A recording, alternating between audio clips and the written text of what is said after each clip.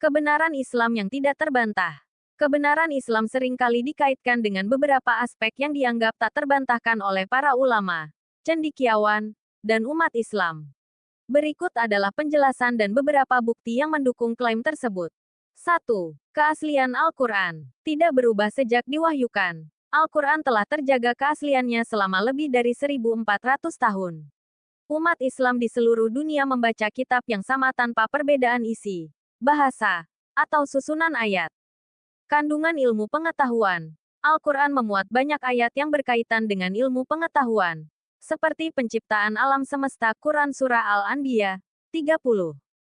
Dan apakah orang-orang kafir tidak mengetahui bahwa langit dan bumi keduanya dahulunya menyatu? Kemudian kami pisahkan antara keduanya. Dan kami jadikan segala sesuatu yang hidup berasal dari air, maka mengapa mereka tidak beriman? Orang-orang kafir tidak berpikir jernih dalam mengamati fenomena alam. Padahal peristiwa yang ada di alam ini merupakan bukti adanya Allah dan kekuasaannya yang mutlak.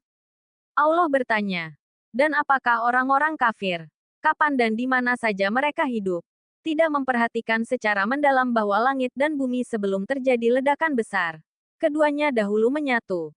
Kemudian kami pisahkan antara keduanya dengan mengangkat langit ke atas dan membiarkan bumi seperti apa adanya. Dan kami jadikan segala sesuatu yang hidup berasal dari air. Kehidupan dimulai dari air, laut, makhluk hidup berasal dari cairan sperma dan air bagian yang penting bagi makhluk hidup, maka mengapa mereka, orang-orang kafir itu tidak tergerak hatinya untuk beriman kepada Allah? Dalam ayat ini Allah mengungkapkan bahwa kaum musyrikin dan kafir Mekah tidak memperhatikan keadaan alam ini, dan tidak memperhatikan peristiwa-peristiwa yang terjadi di alam yang luas ini. Padahal dari berbagai peristiwa yang ada di alam ini dapat diperoleh bukti-bukti tentang adanya Allah serta kekuasaannya yang mutlak. Langit dan bumi yang dulunya merupakan suatu kesatuan yang padu. Kemudian Allah pisahkan keduanya. Bumi sebelum menjadi tempat hidupnya berbagai makhluk hidup adalah sebuah satelit, yaitu benda angkasa yang mengitari matahari. Satelit bumi yang semula panas sekali ini karena berputar terus-menerus maka lama-kelamaan menjadi dingin dan berembun. Embun yang lama menjadi gumpalan air. Inilah yang menjadi sumber kehidupan makhluk. Menurut para ilmuwan sains dan teknologi, ada 3 pendapat yang terkait dengan kehidupan yang dimulai dari air. Yaitu, pertama, kehidupan dimulai dari air.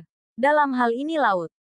Teori modern tentang asal mula kehidupan belum secara mantap disetujui sampai sekitar 2 atau 3 abad yang lalu. Sebelum itu, teori yang mengemuka mengenai asal mula kehidupan adalah suatu konsep yang diberi nama generasi spontan. Dalam konsep ini disetujui bahwa makhluk hidup ada dengan spontan ada dari ketidakadaan. Teori ini kemudian ditentang oleh beberapa ahli di sekitar tahun 1850-an, antara lain oleh Louis Pasteur. Dimulai dengan penelitian yang dilakukan oleh Huxley dan sampai penelitian masa kini, teori lain ditawarkan sebagai alternatif. Teori ini percaya bahwa kehidupan muncul dari rantai reaksi kimia yang panjang dan kompleks. Rantai kimia ini dipercaya dimulai dari dalam air laut, karena kondisi atmosfer saat itu belum berkembang menjadi kawasan yang dapat dihuni makhluk hidup karena radiasi ultraviolet yang terlalu kuat.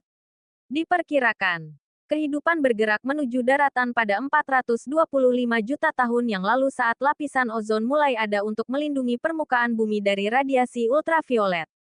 Kedua, peran air bagi kehidupan dapat juga diekspresikan dalam bentuk bahwa semua benda hidup, terutama kelompok hewan, berasal dari cairan sperma.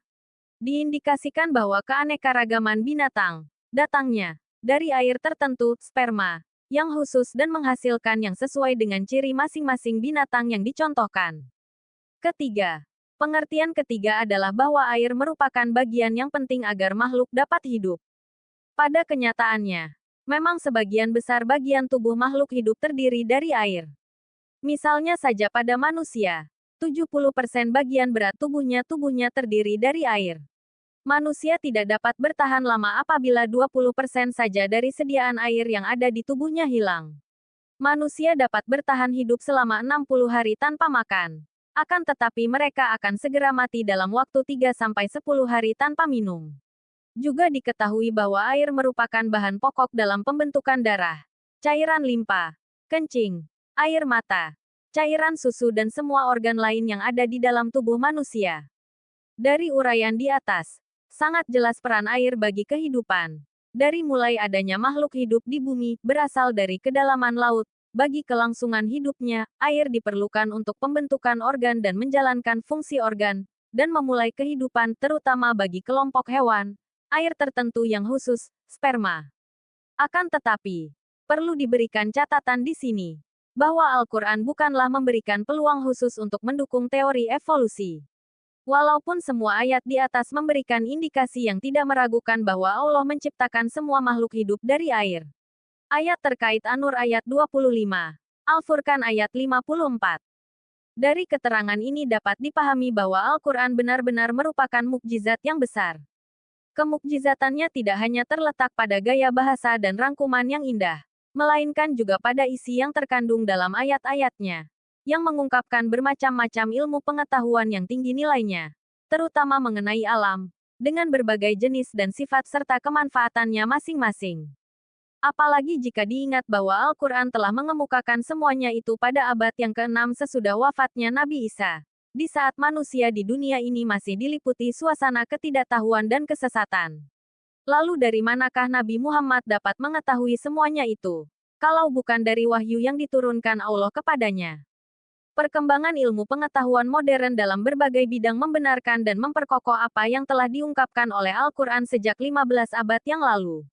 Dengan demikian, kemajuan ilmu pengetahuan itu seharusnya mengantarkan manusia kepada keimanan terhadap apa yang diajarkan oleh Al-Quran, terutama keimanan tentang adanya Allah serta semua sifat-sifat kesempurnaannya. Setelah menghidangkan ilmu pengetahuan tentang kejadian alam ini, yaitu langit dan bumi, selanjutnya dalam ayat ini Allah mengajarkan pula suatu prinsip ilmu pengetahuan yang lain, yaitu mengenai kepentingan fungsi air bagi kehidupan semua makhluk yang hidup di alam ini, baik manusia, hewan maupun tumbuh-tumbuhan. Maka Allah berfirman, "Dan dari air kami jadikan segala sesuatu yang hidup." Pada masa sekarang ini, tidak ada orang yang akan mengingkari pentingnya air bagi manusia, baik untuk bermacam-macam keperluan hidup manusia sendiri, maupun untuk keperluan binatang ternaknya, ataupun untuk kepentingan tanam-tanaman dan sawah ladangnya, sehingga orang melakukan bermacam-macam usaha irigasi, untuk mencari sumber air dan penyimpanan serta penyalurannya. Banyak bendungan-bendungan dibuat untuk mengumpulkan dan menyimpan air, yang kemudian disalurkan ke berbagai tempat untuk berbagai macam keperluan. Bahkan di negeri-negeri yang tidak banyak mempunyai sumber air, mereka berusaha untuk mengolah air laut menjadi air tawar, untuk mengairi sawah ladang dan memberi minum binatang ternak mereka. Ringkasnya manusia, hewan dan tumbuh-tumbuhan tidak dapat hidup tanpa air. Manusia dan hewan sanggup bertahan hidup berhari-hari tanpa makan, asalkan ia mendapat minum. Akan tetapi ia tidak akan dapat hidup tanpa mendapatkan minum beberapa hari saja. Demikian pula halnya tumbuh-tumbuhan. Apabila ia tidak mendapat air, maka akar dan daunnya akan menjadi kering, dan akhirnya mati sama sekali. Di samping itu, manusia dan hewan, selain memerlukan air untuk hidupnya, ia juga berasal dari air, yang disebut nutfah.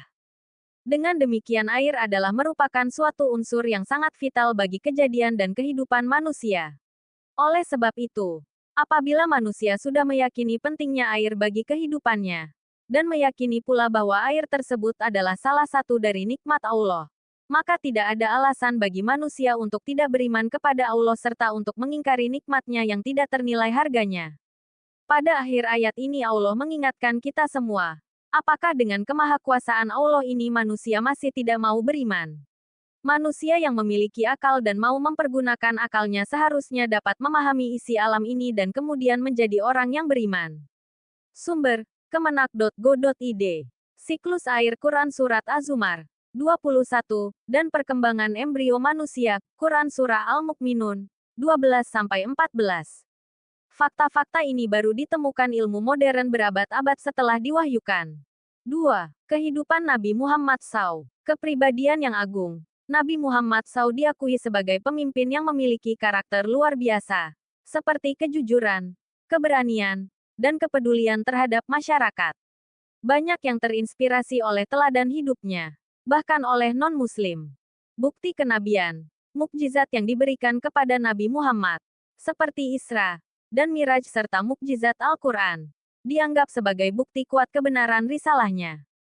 3. Kesempurnaan ajaran Islam. Keselarasan aspek spiritual dan duniawi. Islam tidak hanya membahas hubungan manusia dengan Tuhan, tetapi juga memberikan panduan dalam aspek sosial, ekonomi, hukum, dan politik yang relevan sepanjang zaman. Sistem hukum yang adil. Syariat Islam dipandang mampu memberikan keadilan melalui hukum-hukum yang ditetapkan, baik dalam konteks individu maupun masyarakat. 4. Penyebaran Islam secara damai. Perkembangan pesat Islam. Islam adalah agama dengan pertumbuhan tercepat di dunia, yang diterima oleh berbagai budaya dan etnis di seluruh dunia. Kontribusi peradaban Islam. Pada zaman keemasan Islam, ilmuwan Muslim seperti Al-Hawarizmi, Ibnu Sina, dan Al-Farabi memberikan kontribusi besar pada sains, kedokteran, dan filsafat, yang menginspirasi peradaban Barat. 5. Konsistensi dengan akal dan fitrah. Monoteisme yang murni. Konsep tauhid keesaan Allah dalam Islam dianggap logis dan sederhana, sehingga mudah diterima oleh akal manusia. Hukum sebab akibat dalam Islam. Islam menjelaskan konsep sebab dan akibat dalam kehidupan, termasuk pentingnya berbuat baik untuk mendapatkan balasan baik, baik di dunia maupun di akhirat. Kesaksian dari non-Muslim. Tokoh-tokoh seperti Michael Hart, yang menempatkan Nabi Muhammad SAW di peringkat pertama dalam bukunya The 100, A Ranking of the Most Influential Persons in History, mengakui dampak besar Islam pada dunia. Profesor Keith L. Moore, seorang ahli embriologi, menyatakan bahwa penjelasan Al-Quran tentang perkembangan embrio manusia sangat sesuai dengan ilmu kedokteran modern. Kebenaran Islam seringkali ditemukan oleh seseorang melalui kombinasi bukti ilmiah, logika, pengalaman spiritual, dan penelitian mendalam. Islam mendorong manusia untuk berpikir, membaca, dan mencari kebenaran, sesuai dengan firman Allah dalam Quran Surah Al-Baqarah 2, bahwa Al-Quran adalah petunjuk bagi orang-orang yang bertakwa.